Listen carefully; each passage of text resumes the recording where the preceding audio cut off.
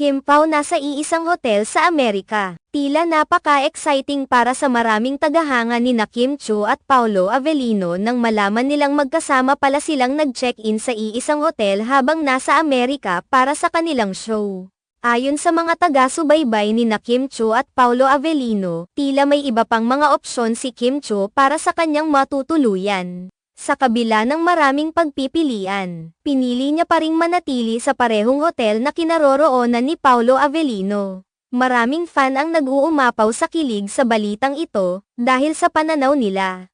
Tila may espesyal na dahilan kung bakit napili ni Kim Chiu ang hotel na iyon. Ang kanilang paniniwala ay lumalabas mula sa mga pahayag at banat ng mga fans sa social media, na nagtatangkang ipaliwanag ang kanilang personal na pagkakaugnay sa sitwasyon. Sa kabila ng natural na pangkaraniwan ang mga ganitong kaganapan sa showbiz, ang mga tagahanga ay palaging masigasig na hinahanap ang anumang pahiwatig ng pagkakaroon ng espesyal na relasyon sa pagitan ng kanilang mga iniidolo. Ang desisyon ni Kim Chiu na manatili sa parehong hotel na kinaroroonan ni Paolo Avellino ay hindi nakaligtas sa mga matatalas na mata ng mga taga-subaybay, at ito rin ay nagbigay ng bagong paksa sa kanilang mga discussions online. Minsan, ang mga ganitong simpleng detalye sa buhay ng mga celebrities ay nagiging pangunahing paksa ng usapan sa internet, habang ang ilan sa mga tagahanga ay maaaring magpahayag ng kanilang pananaw sa isang positibong paraan.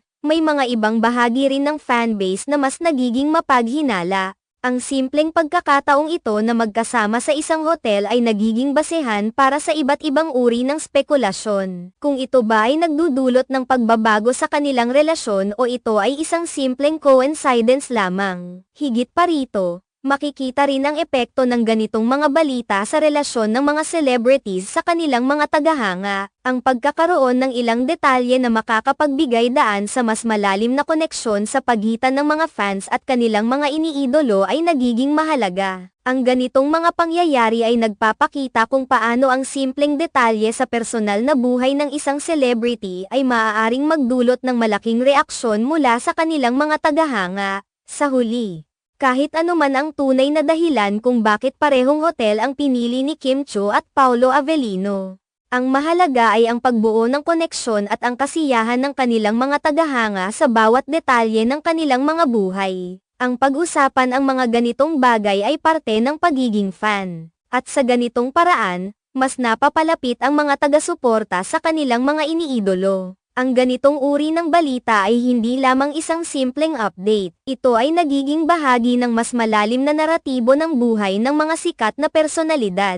Kaya naman, ang bawat maliit na detalye na lumalabas mula sa kanilang buhay ay laging pinagtutuunan ng pansin. Dahil ito ay bahagi ng kanilang patuloy na kwento sa mundo ng showbiz.